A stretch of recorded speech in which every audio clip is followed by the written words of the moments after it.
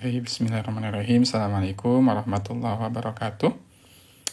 Insyaallah malam hari ini kita akan sama-sama baca surah Al-Mulk ya.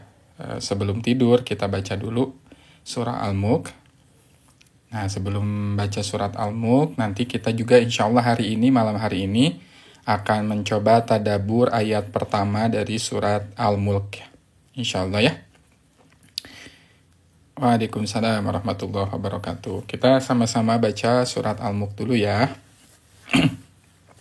A'udzu billahi minasy syaithanir rajim. Bismillahirrahmanirrahim.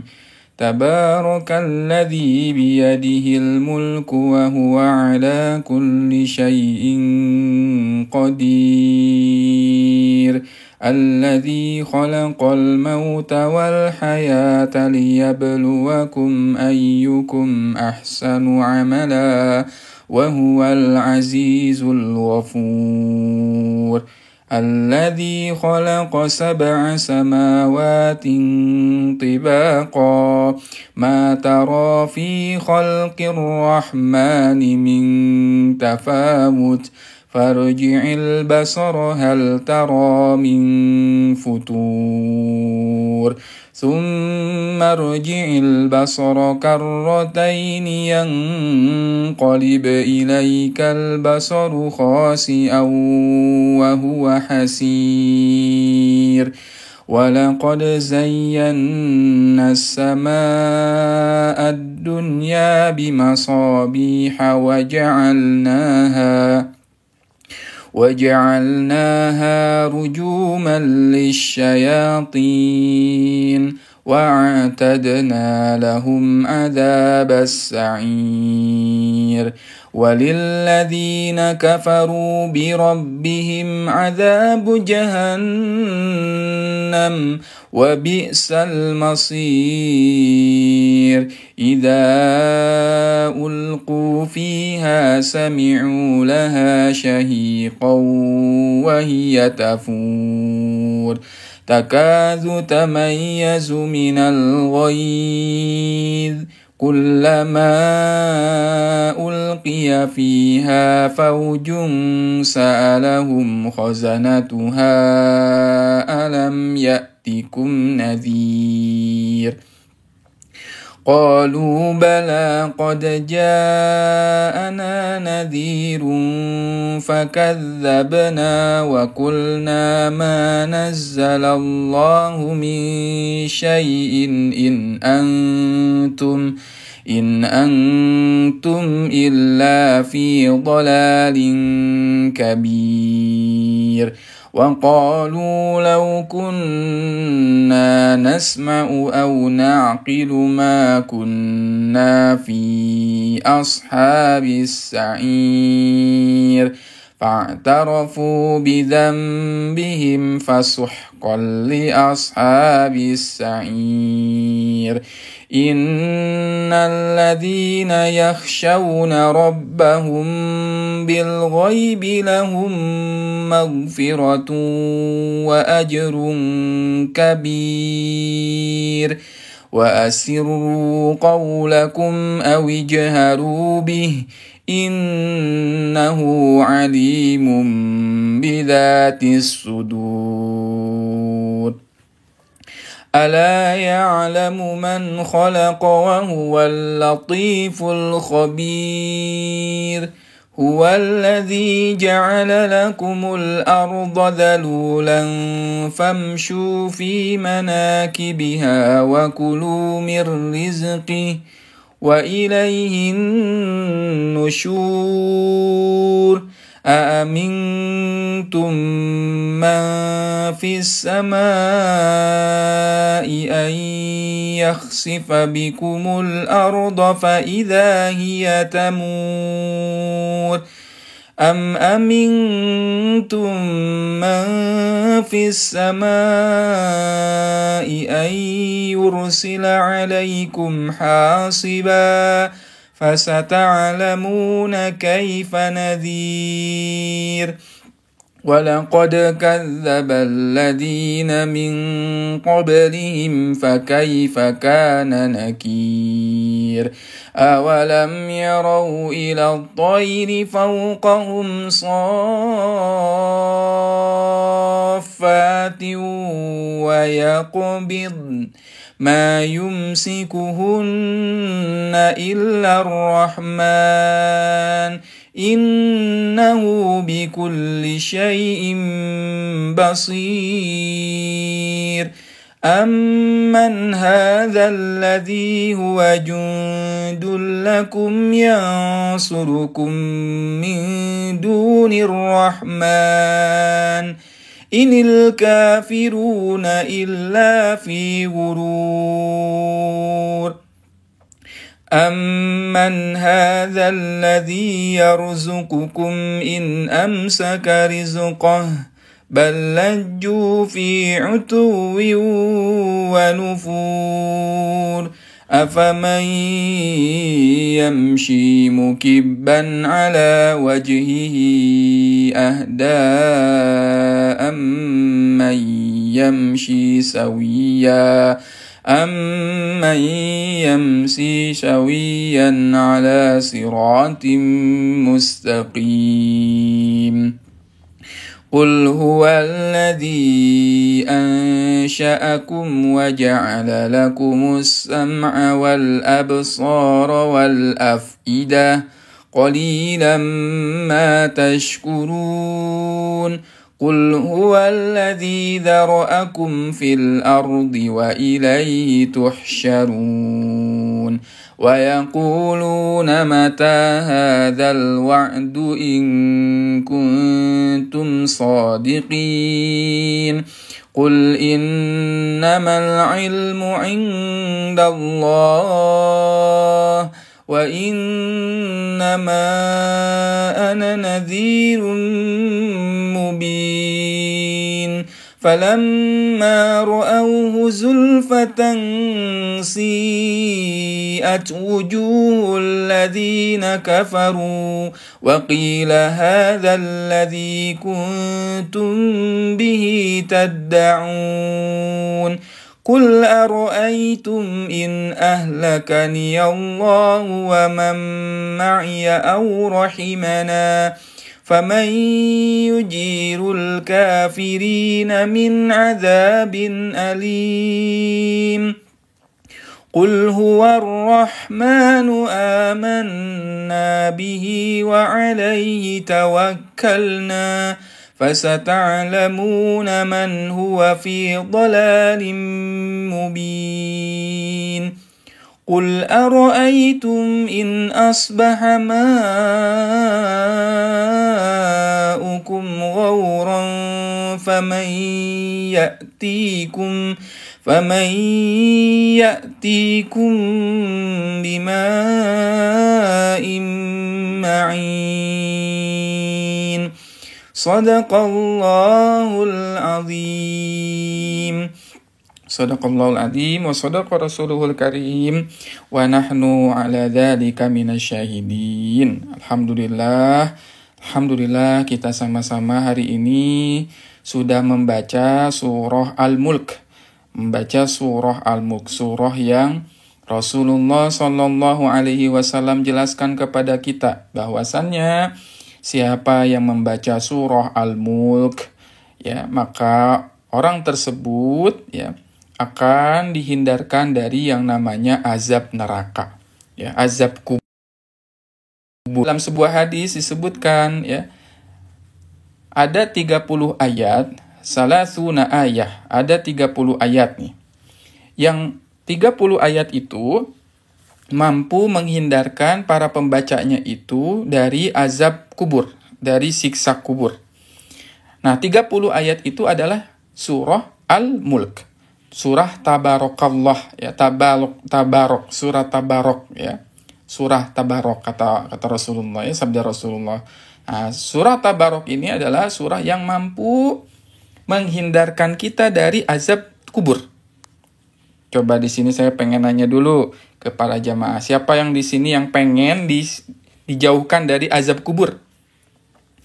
Siapa yang pengen dijauhkan dari azab kubur, dijaga dari azab kubur, keluarganya diazab, dilindungi dari azab kubur, ya.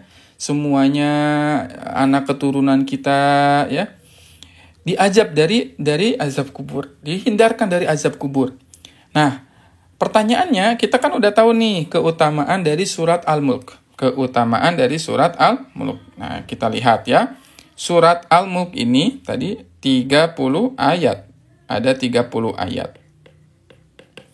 Nah, 30 ayat ini mampu menyelamatkan kita dari azab kubur.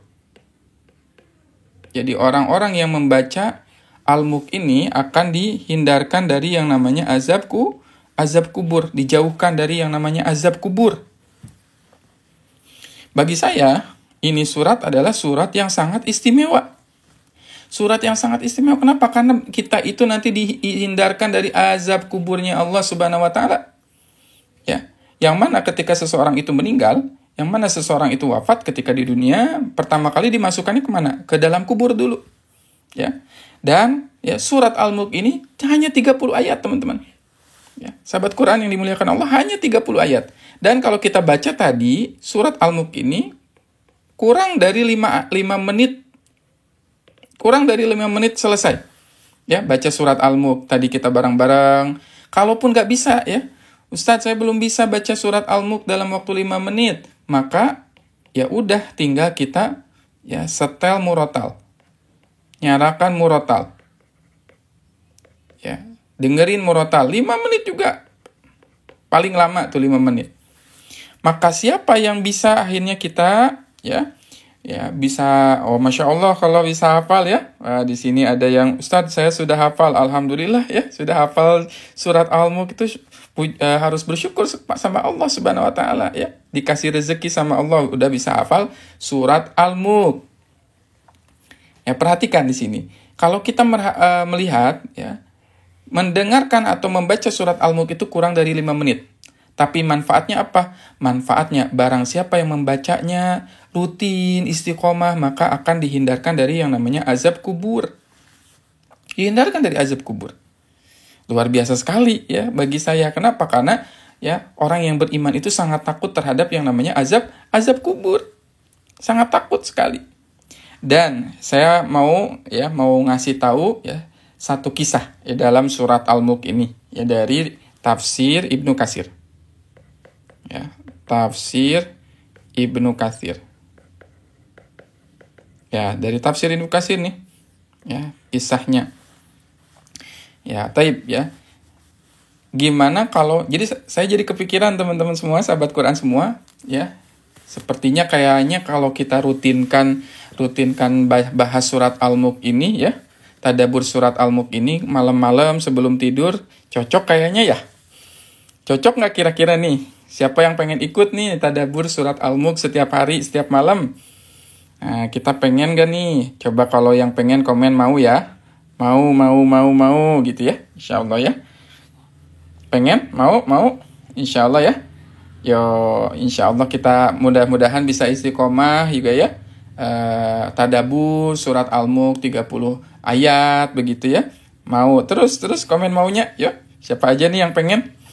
Mudah-mudahan insya Allah kita bisa sama-sama belajar ya surat Al-Mulk ini yang bisa menyelamatkan kita dari azab kubur insya Allah ya. Ya, dibacanya kapan Ustadz surat Al-Mulk? Apakah sebelum tidur? Ya, apakah harus benar-benar sebelum tidur atau kayak gimana? Nah, sebetulnya tadi ada yang bilang, boleh nggak ba'da Isya Ustadz bacanya? Boleh sekali ya. Selesai baca sholat Isya, kemudian kita rebahan begitu, kemudian kita baca surat Al-Mulk ya. Gitu. Terus misalkan kita sholat witir dulu begitu ya. Ada kan nanti witir. Nah, kita bahas sedikit saya tentang sholat witir. Sholat witir itu adalah sholat yang dilaksanakan ya bisa sebelum tidur, bisa tidur dulu. Ya, jadi witir itu sholat witir itu bisa tidur dulu atau bisa sebelum tidur. Ya, jadi sholat witir itu bisa tidur terlebih dahulu atau bisa tidak tidur terlebih dahulu. Contohnya siapa? Contohnya yang sholat witir sebelum tidur dulu. Ya, sholat witir sebelum tidur adalah siapa? Abu Bakar As-Siddiq. Abu Bakar As-Siddiq. Abu Bakar itu, nih Abu Bakar ya, sunnahnya Abu Bakar. Abu Bakar itu selalu sholat witir dulu sebelum tidur. Sholat witirnya sebelum. Beda dengan nanti Umar bin Khattab. Umar bin Khattab itu sholat witirnya kapan? Setelah tidur. Setelah tidur. Nah, Umar dan Abu Bakar As-Siddiq ya, sholatnya itu ya, dua-duanya kan ini ada yang sebelum tidur, ada yang sesudah tidur. Nah, diceritakan kepada Rasulullah SAW. Apa komentar dari Rasulullah SAW? Komentar dari Rasulullah SAW adalah, sesungguhnya Abu Bakar adalah orang yang paling disiplin dan orang yang paling hati-hati. Jadi khawatir misalkannya malamnya dia tidak bangun, saking hati-hatinya Abu Bakar, akhirnya Abu Bakar sholat dulu, ya sholat witir dulu, karena takut nanti malam harinya tidak bisa bangun. Bentuk kehati-hatiannya Abu Bakar tuh ya. Nah, berbeda dengan Umar. Rasulullah mengatakan Umar itu adalah orang yang kuat. Komentarnya Rasulullah kepada Umar, ya, Umar adalah orang yang kuat. Ya, kenapa? Karena udah pasti dipastikan, yakin Umar itu bakal bangun. Akhirnya Umar itu bangun, ya, bangun di malam hari setiap hari itu, ya. Jadi selalu melaksanakan witir, ya, sholat witir. Ya, sholat witir ini adalah sholat yang dianjurkan oleh Rasulullah, sehingga Rasulullah mengatakan kepada para ahlul Quran, "Autiru ya ahlal Quran, autiru ya ahlal Quran." Sholat witirlah wahai ahlul Quran, sholatlah kalian wahai ahlul Quran, sholat witirlah kalian wahai ahlul Quran, meskipun hanya satu rakaat saja. Meskipun hanya satu rakaat saja. Boleh nggak kita sholat witir satu rakaat? Boleh, ya, boleh. Ya, caranya misalkan sholat witir itu kan bermacam-macam. Ya, cara sholat witir itu bermacam-macam. Saya jelaskan yang pertama. Sholat witir itu bisa dengan tadi pertama satu rakaat. Bisa juga dengan yang kedua satu rakaat plus 2 rakaat. Bisa seperti ini. Bisa tidak Ustadz digabungkan sekaligus? Bisa langsung 3 rakaat. Nah, ini sholat witir. Nah, sempatkan ya. Kita sempatin setiap hari ya. Meskipun hanya kalau ya Allah Ustadz ya malas sekali, capek sekali, berarti kita sempatkan yang minimal 1 rakaat saja. 1 rakaat saja. Sehari setiap hari kita rutinkan sholat witir itu setiap hari serokaat, meskipun serokaat. Kenapa? Karena ya itu adalah kebiasaannya orang-orang sholih. Kebiasaannya siapa? Ahlul Quran. Ahlul Quran. Autiru ya ahlal Quran, autiru ya ahlal Quran, witirlah wahai ahlul Quran, witirlah wahai ahlul Quran, kata Rasulullah. Nah, siapa di sini yang tahu siapakah itu ahlul Quran? Nah, siapakah ahlul Quran itu? Ya, ahlul Quran Ustadz penghafal Quran 30 juz. Betulkah ahlul Quran? Ya. Jadi, ahlul Quran itu, nah saya kasih keutamaan ya, keutamaan ahlul Quran. Ya, keutamaannya ahlul Quran. Keutamaannya ahlul Quran. Innalillahi, bukan wa inna ilaihi roji'un ya, bukan ya. Kalau kita dengar innalillahi pasti jawabannya wa inna ilaihi roji'un gitu ya. Padahal innalillahi hadisnya apa? Ahlina minan nas, kata Rasulullah. Allahu Akbar. Innalillahi ahlina minan nas. Sesungguhnya Allah itu memiliki keluarga dari kalangan manusia. Jadi Allah punya keluarga. Allah punya keluarga, tanda petik ya di sini, keluarga di muka bumi. Di muka bumi. Ya. Siapa yang di sini yang pengen jadi keluarganya Allah yang ada di muka bumi? Coba. Siapa yang pengen? Ya. Ya, jadi keluarganya Allah yang ada di muka bumi. Ya. Ya, siapa yang pengen nih? Ya, jadi keluarganya Allah yang ada di muka bumi. Allah Karim. Jadi keluarganya Allah, coba.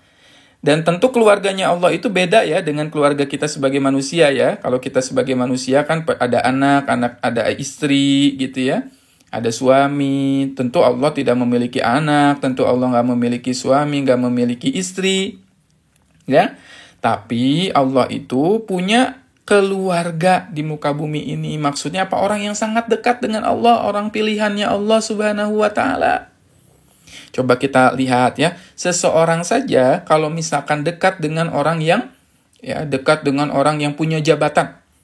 Ya, misalkan orang dekat dengan gubernur, dekat dengan wali kota, dia kerabat dekatnya tuh. Pasti punya banyak keistimewaan ya, punya banyak privilege. Punya banyak kelebihan. Oh, itu saudara saya tuh presiden. Saudara saya tuh menteri. Saudara saya tuh bla bla bla bla bla. Itu dibangga-banggain tuh. Dan pasti bisa ditolong kalau ada apa-apa. Nah, sekarang pertanyaannya adalah kita jadi keluarganya Allah di muka bumi. Allah Karim.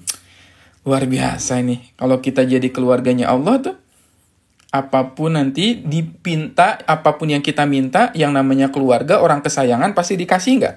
Pasti dikasih. Apapun yang diminta oleh orang yang dicintai Allah pasti diberi oleh Allah Subhanahu wa taala. Apapun yang diinginkan oleh kekasihnya Allah pasti dikasih. Apapun yang diinginkan oleh orang yang dicintai oleh Allah Subhanahu wa taala pasti dikasih, diberi, nggak mungkin nggak dikasih.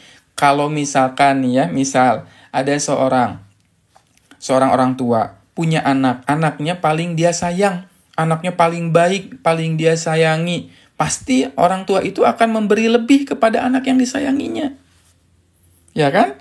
Pasti dikasih tuh. Kalau anaknya minta, bahkan belum minta pun, karena anak ini baik, akhirnya akan dikasih. Nah, kata Rasulullah, innalillahi ahlina minannas. Sesungguhnya aku ini memiliki keluarga di bumi ini, di muka bumi ini. Kemudian para sahabat bertanya, man hum ya Rasulullah, siapa sih ahlul Quran ya Rasulullah? Para sahabat itu penasaran. Siapa, kata para sahabat, ahlullah ini, keluarganya Allah yang jadi istimewa sekali, jadi keluarganya Allah. Kata Rasulullah, kemudian dia jawab, ahlullah, ahlul Quran. Keluarganya Allah itu adalah ahlul Quran. Ya. Mudah-mudahan kita semua yang hadir hari ini, live malam hari ini, mempelajari surat Al-Mulk, ya, mempelajari Al-Quran menjadi ahlul Quran nih. Keluarganya Allah yang ada di muka bumi. Disebutkan oleh Rasulullah, ahlul Quran wa khossatuh. Wa khossatuh itu adalah orang kekasih atau pilihannya Allah Subhanahu wa taala. Kapan-kapan insya Allah saya akan buat video nanti ya. Nanti saya buat video, ada satu doa agar keluarga kita dan anak-anak kita menjadi ahlul Quran. Menjadi keluarganya Allah Subhanahu wa ta'ala yang ada di muka bumi ini. Insya Allah nanti kita buat videonya ya. Kita sebarkan, kita share, kita sebarkan sebanyak-banyaknya, kita dakwahkan Al-Quran ini, kita dakwahkan doanya, supaya menjadi masyarakat Indonesia ini, ya penduduk Indonesia ini menjadi masyarakat yang cinta terhadap Al-Quran, jadi para keluarganya Allah Subhanahu wa ta'ala ya.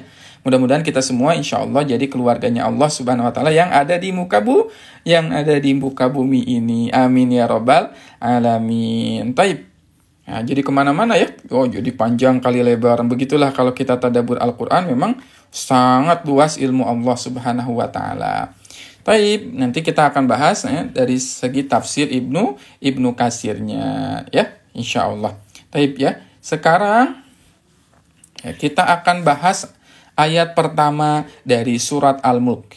Ayat pertama dari surat Al-Mulk ya. Ayat pertama dari surat Al-Mulk dibuka dengan kalimat tabaroka. Tabaroka. Ya, tabarakalladzi biyadihil mulk. Nah, malam ini saya ingin membahas satu kata saja ya. Satu kata. Nah, satu kata saja. Tapi insya Allah satu kata ini kadang-kadang juga luar biasa ya. Dalam maknanya. Ya. Tabarok. Ya, tabarok. Tabarok itu diartikan di dalam Al-Quran itu Maha Suci Allah. Maha Suci. Maha Suci Allah ya. Coba lihat di terjemahannya. Pasti diartikannya apa tuh? Tabaroka. Maha Suci Allah. Maha Suci Allah. Penulisannya salah ya. Penulisannya salah. Harusnya seperti ini nih. Harusnya seperti ini. Ya. Ini saya kalau salah nulis nih, saya jadi dosa nih. Karena tulisannya tidak sesuai dengan yang ada di Al-Quran. Tabaroka. Gini kan ya. Tabaroka. Tabarok itu, kalau Maha Suci dalam Quran itu harusnya subhan. Subhanallah, Maha Suci Allah, begitu ya. Lihat, teman-teman lihat Quran surat Al-Isra ayat 1. Di Quran surat Al-Isra ayat 1, apa bunyi ayat yang pertamanya? Subhanalladzi asra bi 'abdihi lailam minal masjidil harami ilal masjidil aqsa. Subhan, Maha Suci Allah. Ini diartikan subhan, Maha Suci itu. Tapi kenapa tabarok juga diartikan Maha Suci? Ya, padahal kan katanya beda. Padahal katanya beda nih dari ini nih, dari Maha Suci. Ya, subhan dan tabarok kan beda. Jadi sesungguhnya, makna sesungguhnya dari tabarok itu adalah bukan Maha Suci sebenarnya ya. Kalau diambil dari kata akarnya, tabarok itu berasal dari kata baroka atau barokah, berkah. Maka berkah itu sebetulnya adalah ya, terjemahan yang tepat dalam surat Al-Mulk ayat 1 adalah bukan Maha Suci Allah, tapi Maha berkah Allah. Maha berkah Allah. Maha berkah Allah. Jadi yang namanya Maha berkah Allah tuh kayak gimana sih? Gitu ya. Maha berkah Allah itu seperti apa sih? Ya coba dibantu ya. Kita tap-tap layar dulu. Ya tap-tap layar insya Allah ya. Mudah-mudahan jadi jariah buat kita semua. Ya sampai 20.000 nih insya Allah ya. 20.000 like ya insyaallah ya. Tabarok ya. Tabarok itu tadi artinya maha berkah Allah. Yang artinya apa? Allah inilah zat yang memiliki keberkahan, barokah. Keberkahan, barokah.